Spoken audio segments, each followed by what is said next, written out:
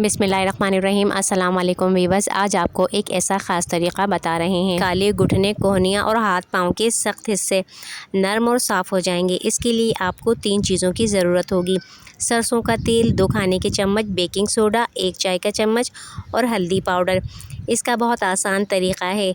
एक साफ़ प्याली में सरसों का तेल डालें सबसे पहले, उसके बाद इसमें बेकिंग सोडा डालें और हल्दी पाउडर शामिल कर दें। हल्दी जो है वो घर में खानों में इस्तेमाल होने वाली नहीं लेनी, बल्कि ये ख़ास हल्दी होती है, पंसारी के पास मिलती है, जिसको सुखाया जा सकता है।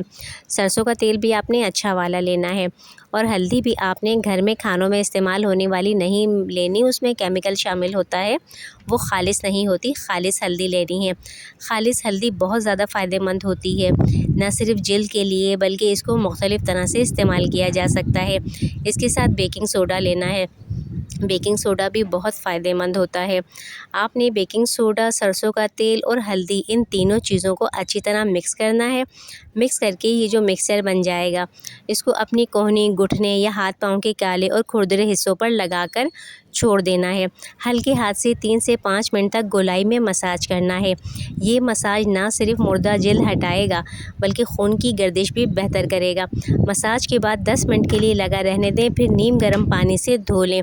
आखिरी में किसी भी मॉइस्चराइज़र या नारियल या बादाम का तेल लगाएं ताकि जिल्द नरम और हमवार रहे। सरसों का जो तेल है जिल्द को नरम और गहरी ग़िज़ाइयत फ़राहम करता है। बेकिंग सोडा मुर्दा जिल्द हटाता है और हल्दी जिल्द को चमक देती है और दाग धब्बे कम करती है। इस रेमेडी को हफ़्ते में 2 से 3 बार करें।